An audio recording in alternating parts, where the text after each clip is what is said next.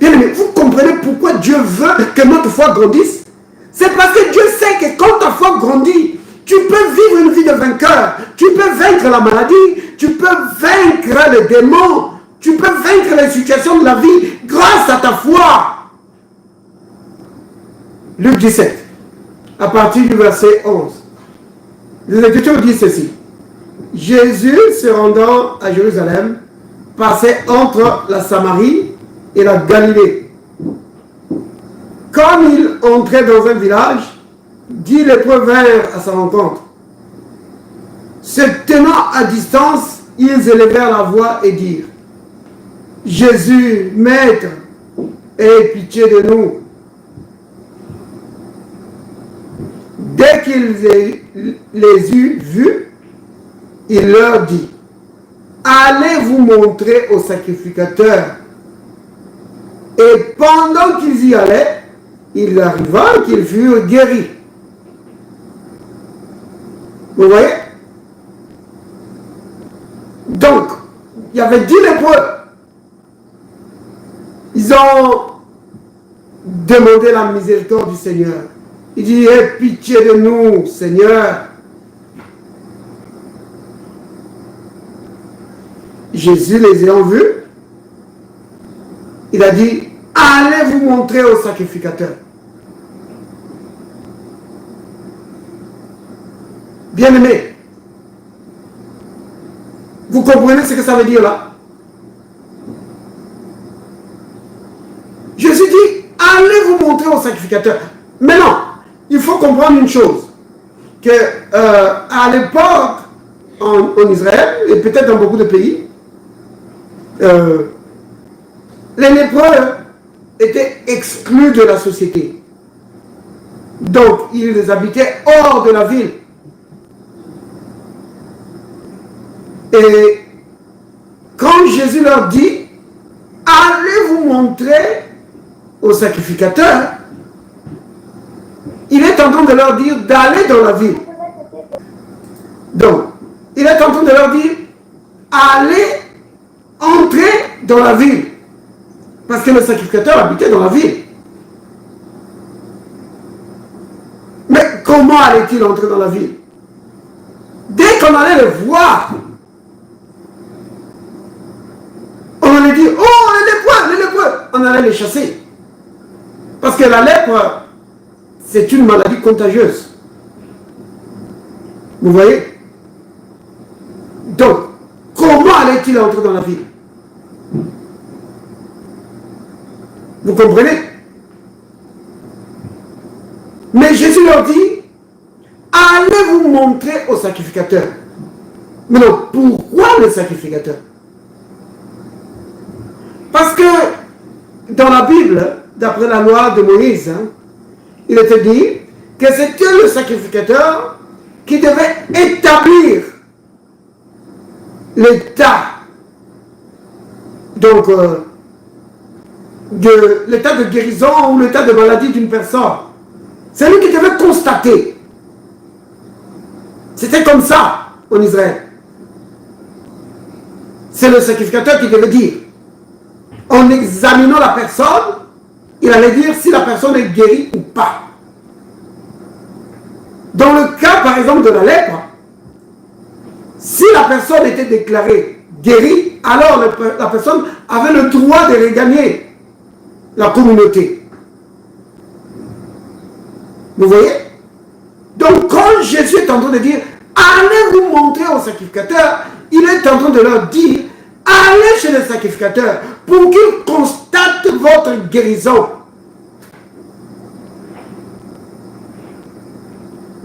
Mais bien aimé,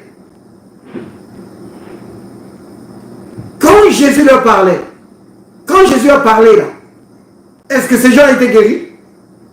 Non, ils n'étaient pas guéris. Parce que, regardez, on continue un peu le texte. Hein. Regardez. Pendant qu'ils y allaient, donc ça c'est le verset 14, on dit: pendant qu'ils y allaient, il arriva qu'ils furent guéris. Vous voyez? Donc, quand Jésus leur a parlé, il n'était pas guéri. Hein. Jésus dit, allez vous montrer au sacrificateur. Et pendant qu'il partait, guérison. Bien aimé, il y a quelque chose qui se passe ici, de capital. C'est l'obéissance à la parole du Seigneur. Malgré le fait qu'ils étaient encore malades, ils ont accepté de faire ce que le Seigneur a dit. Vous voyez? Mais s'ils avaient dit, oh, maître, tu vois bien que nous sommes malades. Tu vois bien qu'on est couvert de lèpre. Et tu nous envoies à la ville. Mais maître, on va nous chasser. Maître, on va nous chasser. On va pas nous faire rentrer dans la ville, maître. Et puis, à quoi bon aller se montrer chez le sacrificateur alors que nous sommes encore malades? Maître, on ne refuse pas de faire ce que tu dis. Mais on va d'abord rester ici. Le temps qu'on guérisse, quand on sera guéri, alors on ira se montrer. Bien aimé, s'ils avaient fait ça, la guérison allait leur échapper. Jésus savait qu'ils étaient encore malades. Vous comprenez? Donc, physiquement parlant, ils étaient encore malades. Mais la parole du Seigneur était sortie. Ils ont demandé la guérison. Et le Seigneur a dit, puisque vous demandez la guérison, alors moi je vous déclare guéri. Allez vous montrer au sacrificateur pour qu'il constate votre guérison. Oui, allez vous montrer au sacrificateur sans tenir compte de ce que vous avez encore sur le corps. Croyez dans votre guérison. Allez vous montrer. Et ces gens ont obéi. Vous comprenez, bien aimé? Donc, il y a les capacités du Seigneur de guérir, mais de l'autre côté, il y a la foi et l'obéissance de la personne malade. Vous voyez? Ils ont accepté cela, ils ont dit, Seigneur, nous croyons, on va partir. Oh là là, heureusement qu'ils ont fait ça.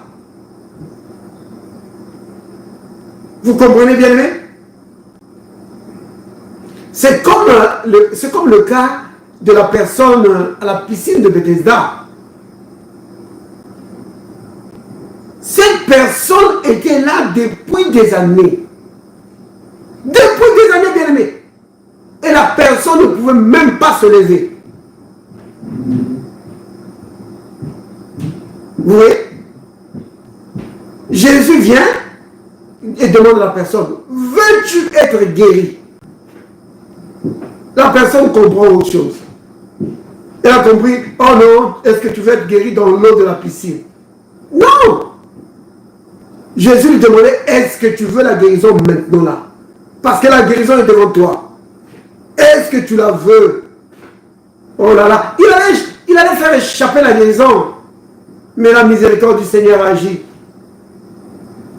Le Seigneur lui a ordonné de se lever, de prendre son lit et de rentrer chez lui.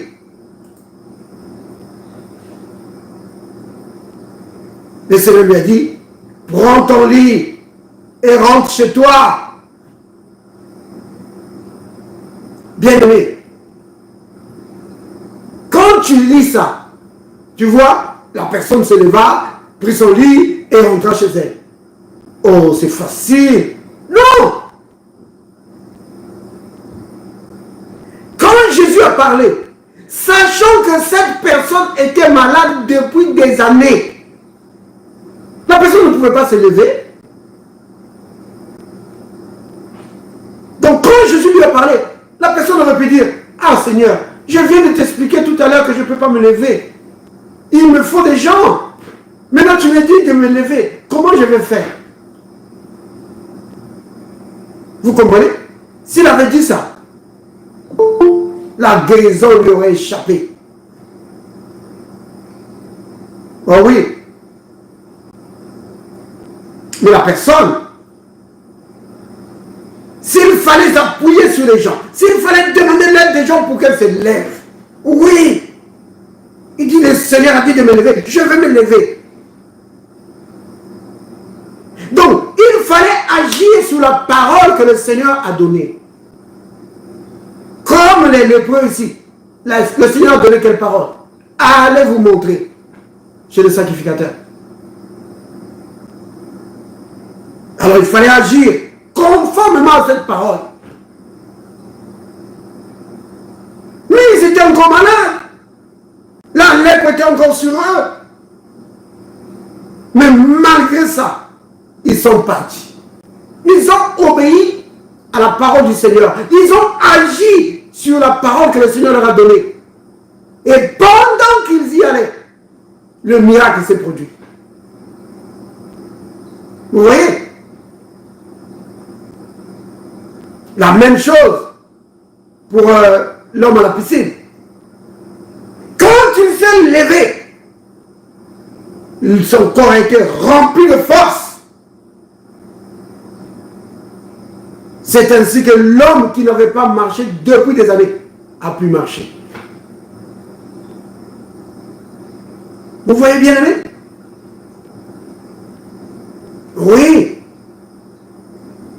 C'est vraiment important.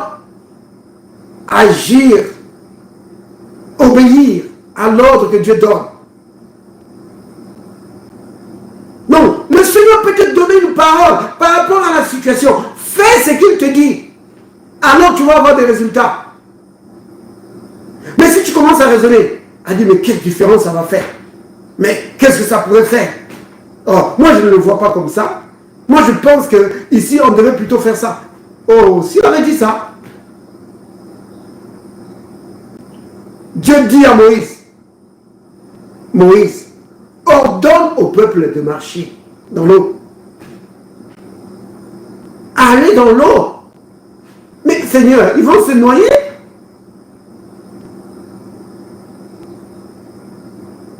Vous comprenez bien aimé?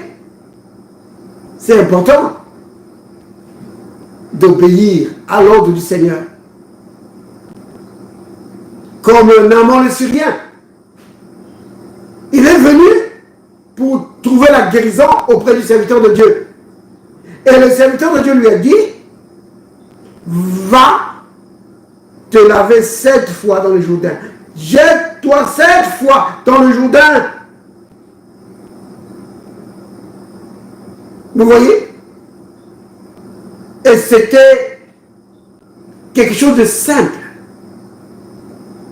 Mais ça l'a désarçonné.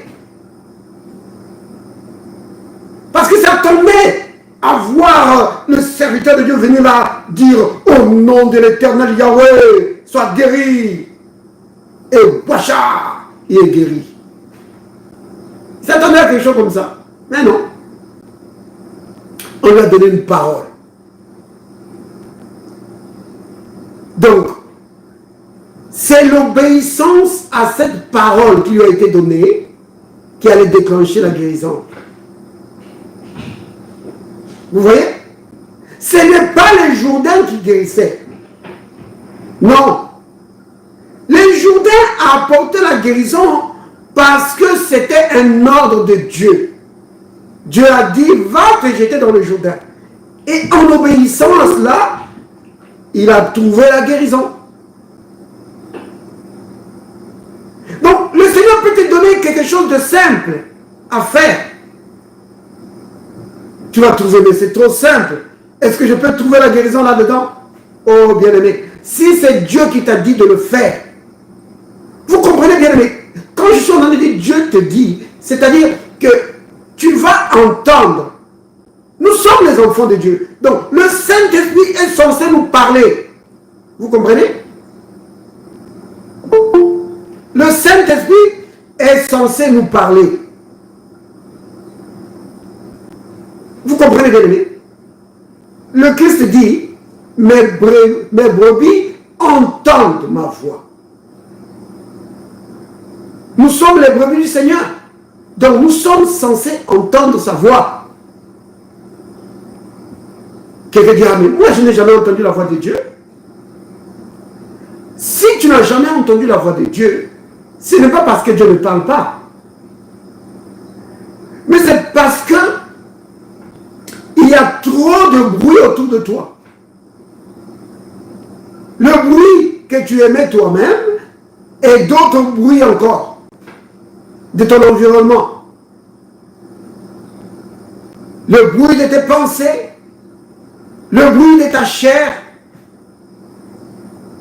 Vous voyez? Mais Jésus ne peut pas mentir. Jésus dit, mes brebis entendent ma voix. Nous sommes censés entendre sa voix.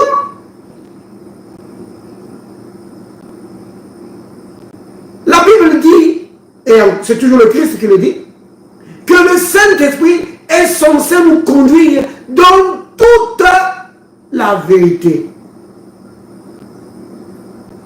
Mais s'il est censé nous conduire dans toute la vérité, ça veut dire que nous sommes censés l'entendre, n'est-ce pas? Donc le problème se trouve là. Entendre la voix du Seigneur quand il nous parle. Bien-aimé, une instruction venant de la part du Seigneur va changer toute ta vie. Va débloquer une situation qui était peut-être bloquée pendant des décennies. Ça va être débloqué là. Parce que le Seigneur t'a donné une instruction claire.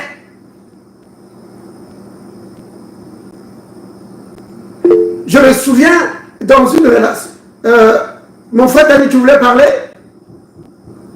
Parce que je vois la main levée. Je voulais, oui, est-ce que je peux demander une petite question? Oui. Parce que toi, tu as dit que le Saint-Esprit, il nous dit la vérité.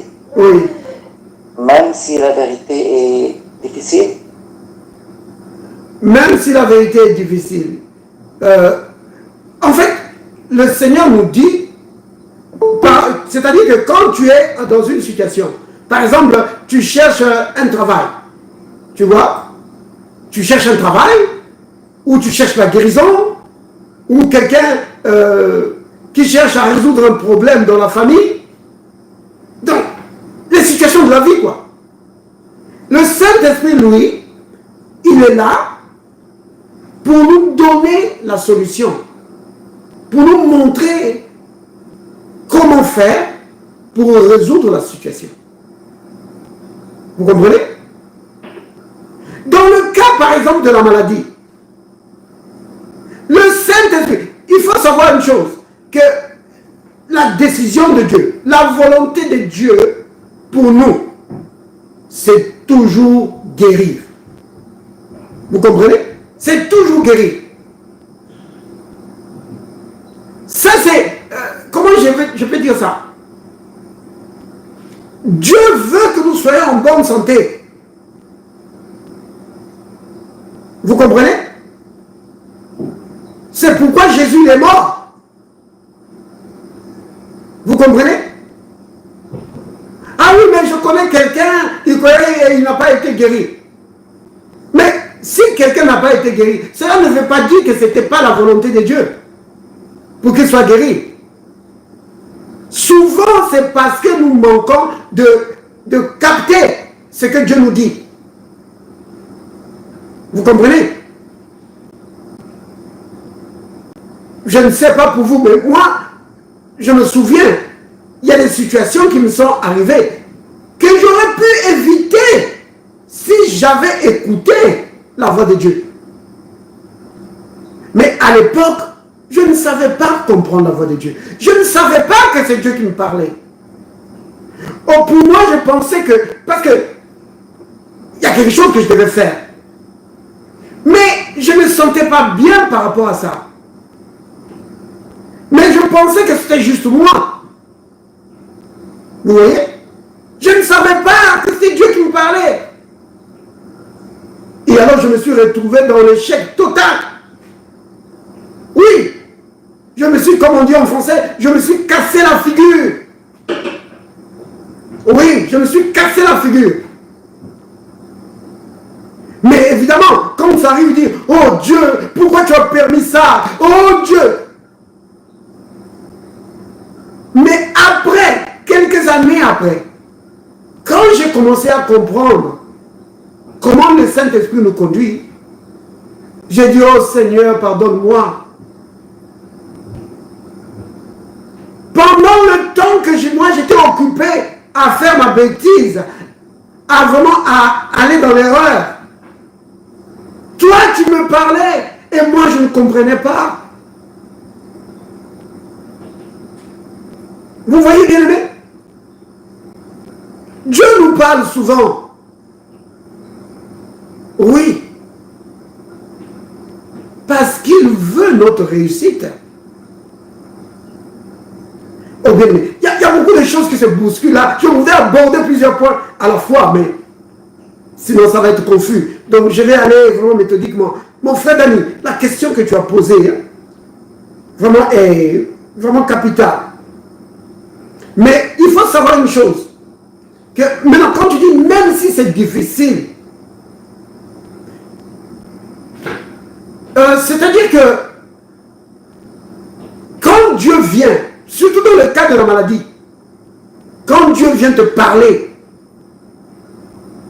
Dieu vient te montrer comment tu vas te sortir de là.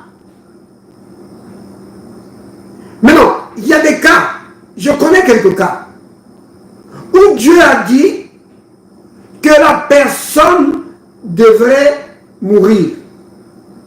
Et c'était pourquoi? Il y avait une raison. Dans un cas que je connais, enfin, je peux en donner même deux. Dans un cas que je connais, c'est parce que la personne vivait une mauvaise vie. Oui. C'était un monsieur. Ce monsieur, il avait quoi? Il avait 39 ans. Alors, la personne est tombée malade. Le serviteur de Dieu a prié. Pendant qu'on priait pour la personne, le Seigneur a révélé à son serviteur que ne prie pas pour lui. Il dit, mais Seigneur, pourquoi? Il est encore jeune. Le Seigneur dit, il va mourir. Il dit, mais Seigneur, pourquoi? Le Seigneur dit, c'est parce que depuis les années où il s'est converti, donc il s'était converti, je crois, à l'âge de 14 ans. Vous vous rendez compte? De 14 ans jusqu'à 39 ans. Le Seigneur dit que pas un seul jour, il a vécu une vie droite.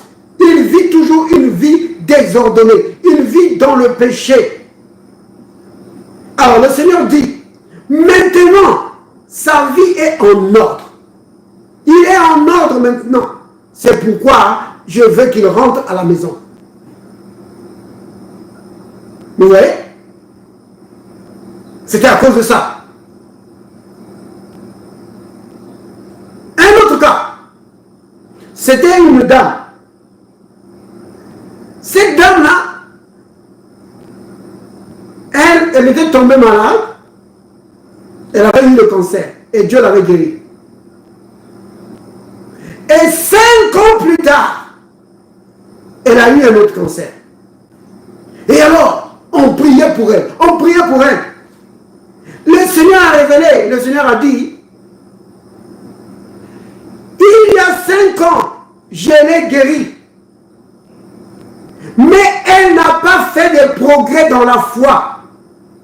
Elle ne s'est pas intéressée à grandir spirituellement pour développer sa foi, pour saisir la guérison que je lui donne.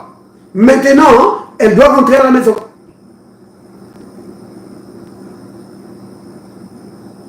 Vous voyez? C'est donc la volonté de Dieu, c'est toujours guérir. Bien aimé. Vous voyez? Jamais Dieu ne souhaite pas vraiment que nous puissions mourir prématurément. Non. Ou quand on voit des enfants, des petits-enfants mourir, on dit, oh non, c'est la volonté de Dieu. Non. Dieu veut que nous soyons en bonne santé. C'est ça sa volonté. Vous comprenez bien, aimé? La volonté de Dieu, parce qu'il est dit dans sa parole, n'est-ce pas? Il est dit dans sa parole qu'il te rassasiera de longs jours. N'est-ce pas, bien aimé? Donc, la volonté de Dieu, c'est cela. C'est que nous soyons en bonne santé. Je vais vous raconter une autre histoire. Ça, c'était un serviteur de Dieu. Ce serviteur de Dieu-là, il était menacé par la maladie. Alors, Dieu a parlé à quelqu'un d'autre, un autre serviteur de Dieu, pour aller tenir des réunions dans l'église de ce pasteur. Alors, le frère, il a demandé, Seigneur, mais pourquoi tu veux que je tienne les réunions dans l'église de ce pasteur? Le Seigneur lui dit, c'est parce qu'il doit écouter ce que tu prêches. Quand il va écouter ce que tu prêches, sa foi va grandir, alors il ne va pas mourir. Bien aimé, vous comprenez pourquoi Dieu veut que notre foi grandisse? C'est parce que Dieu sait que quand ta foi grandit, tu peux vivre une vie de vainqueur. Tu peux vaincre la maladie, tu peux vaincre les démons, tu peux vaincre les situations de la vie grâce à ta foi. Oh bien-aimé, la Bible dit la vérité, que la foi c'est notre victoire. Et comment tu vas faire, tu vas développer ta foi? En écoutant la parole. Vous voyez, beaucoup de chrétiens, ils ne s'intéressent pas à la parole. Ils ne s'intéressent pas à la parole. Non, quand tu lui demandes d'écouter la parole, il ne veut pas. Mais après, il demande, non, il faut prier. Mais développe ta foi. Écoute souvent la parole. Écoute souvent la parole. Ta foi va se développer. Vous comprenez? Alors, Dieu a dit à son serviteur, va prêcher là-bas. Quand tu vas écouter ce que tu prêches, sa foi va se grandir. Et il ne va pas mourir. Il va guérir. Il est parti dans l'église de cet homme. Donc, Dieu a fait que cet homme-là l'invite. Donc, le pasteur qui était malade, il est parti. Mais maintenant, bien aimé, quand il est arrivé là-bas, il a prêché. Pendant tout le temps qu'il a prêché dans cette église, le pasteur qu'il a invité n'assistait pas aux réunions. Il n'assistait pas. Alors il a demandé à ce pasteur, il a dit, mais c'est Dieu qui m'a envoyé ici. Il dit, oh oui, je le sais. Dieu m'a envoyé pour prêcher ici, pour que tu écoutes la parole et que tu ne meurs pas. Il dit, oh oui, je le sais. Mais moi, je ne veux pas rester là et t'écouter. Parce que si je t'écoute, donc, ce serait accepter que toi, tu as raison et moi, j'ai tort. Vous entendez ça? Par son orgueil, il n'a pas voulu écouter l'aide que Dieu lui apportait. Il a refusé. Donc, pendant que le pasteur tenait les réunions dans son église, lui, le pasteur local, il n'était pas là, il partait ailleurs. Quand les réunions se sont terminées, ce pasteur-là, le week-end d'après, pendant qu'il prêchait dans son église, il est tombé là, paf, mort. Mais non, les gens qui ne connaissaient pas ce qui se passe, ils avaient dit, vous voyez, la guérison, ce n'est pas pour tout le monde. Regardez ce pasteur, comment il est mort. Oh, non, Dieu, pourquoi Dieu fait des choses comme ça? Et comment Dieu peut permettre que son serviteur meure? Mais vous ne savez pas ce qui s'est passé dans la vie de cette personne. Vous ne savez pas? Dieu a parlé à cet homme, mais cet homme n'a pas voulu écouter. Vous voyez? Parfois on dit, oh mais nous connaissons des gens, ils étaient des chrétiens. chrétiens. Ils croyaient. Et après, quand même, le malheur est arrivé. Mais vous ne savez pas. Vous ne connaissez pas la vie de ces gens. Vous ne connaissez pas la vie de ces gens. Il y a des gens qui écoutent, Dieu leur parle, mais ils ne veulent pas obéir. Ils ne veulent pas. Vous voyez? Je connais un cas. La sœur, on lui a donné une instruction. En fait, avant qu'on donne à elle, on a donné d'abord à plusieurs personnes. Parce que Dieu avait dit que parle à l'église, que tous ceux qui ont des problèmes avec leurs jambes, qu'ils se lèvent et qu'ils courent. Donc, les gens qui avaient des problèmes avec leurs jambes, si c'était l'arthrose, l'arthrite ou c'était une infirmité, quand tu te levais, tu cours. Et les gens ont fait des efforts pour courir. Et ils étaient guéris. Mais non. Après, c'était le tour de cette dame. On a dit, madame, courez. Elle dit, oh non, je ne peux pas courir. Ah, pourquoi? Oh non, je ne peux pas. Il dit, mais soeur, les autres ont couru. Il dit, oh non, mais moi, je ne peux pas. Cette dame est restée comme ça, malade.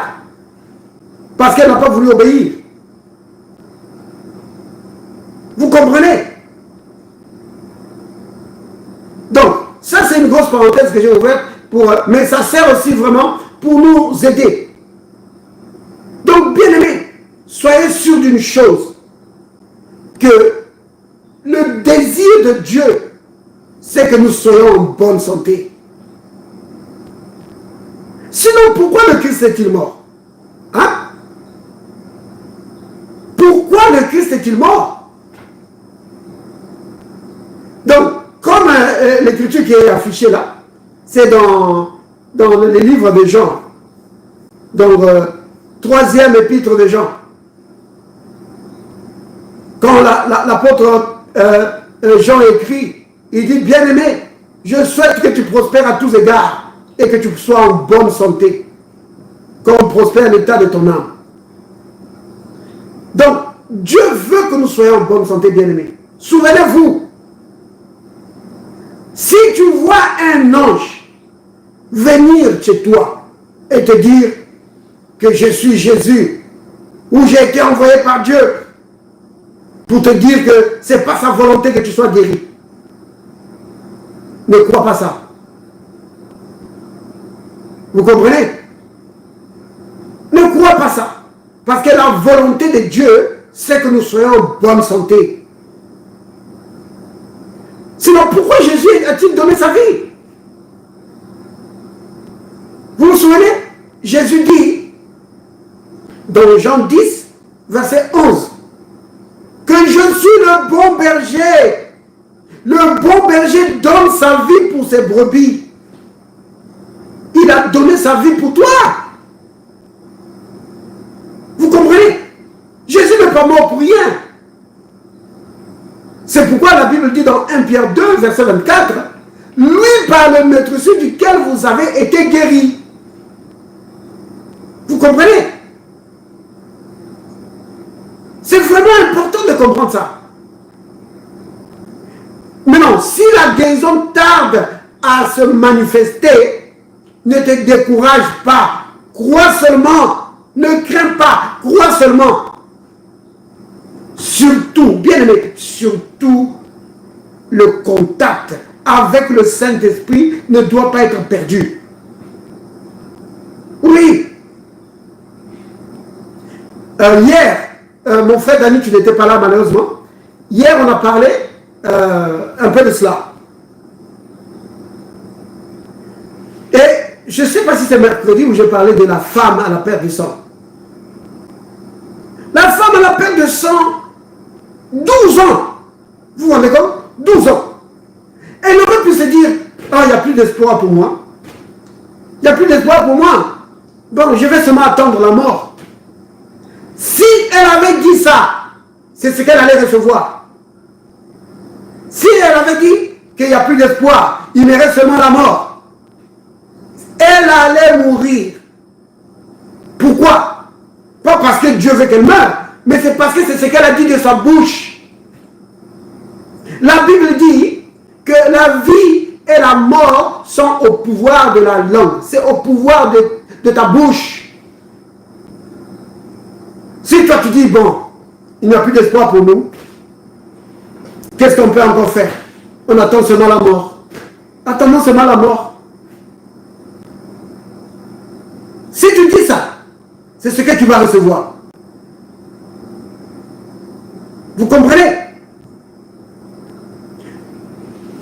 Les enfants hébreux, dans le désert,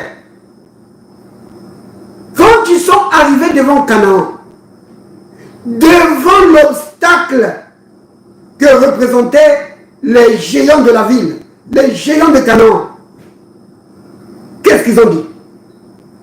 Ils ont dit, on ne peut pas les vaincre. Ils sont plus forts que nous. C'est ce qu'ils ont dit, n'est-ce pas?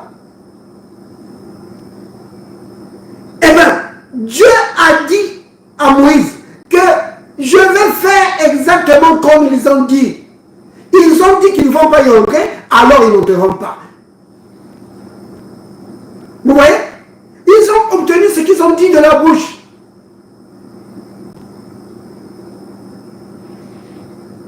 Tu reçois ce que tu dis de ta bouche.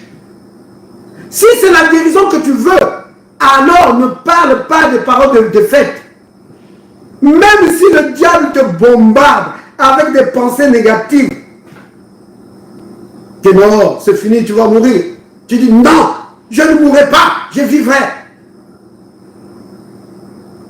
Même si le diable vient, il va dire, oh, avoue seulement que c'est fini, les carottes sont cuites. Je dis non, pas du tout. C'est Dieu qui a le dernier mot.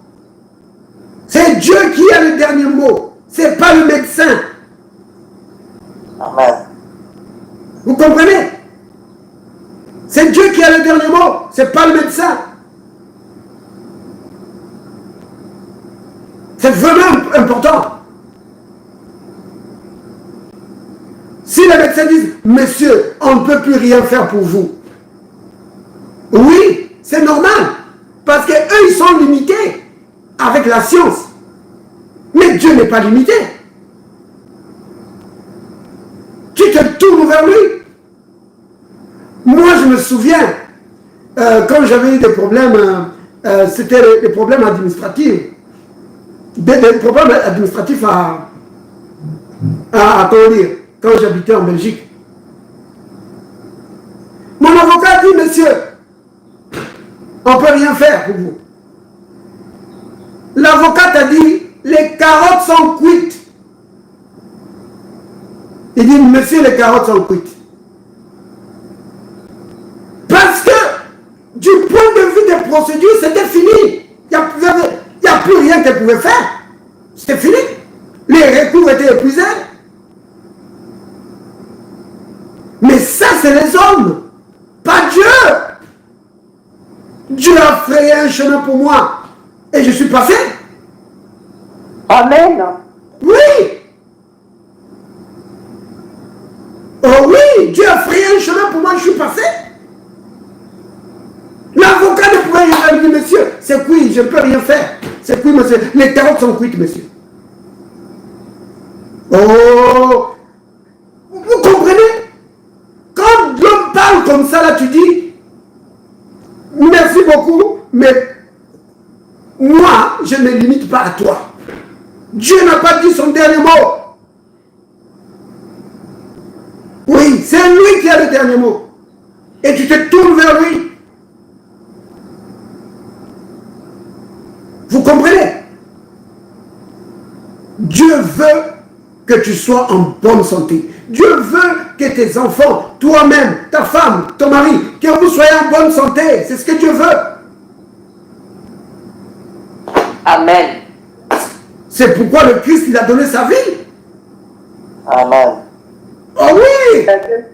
Amen, alléluia. Ah mais si Dieu veut que je sois en bonne santé, pourquoi alors je suis malade? Bien aimé, je l'ai dit tout à l'heure, que un des grands problèmes que nous avons dans notre masse spirituelle, c'est d'entendre la voix du Seigneur. Quand tu pries pour ça, pour ton cas, ou quand on a prié pour ton cas, si ça ne bouge pas, Cherche la volonté de Dieu. Cherche vraiment à entendre la voix de Dieu, la conduite du Seigneur. C'est capital. C'est ce qui va tout changer.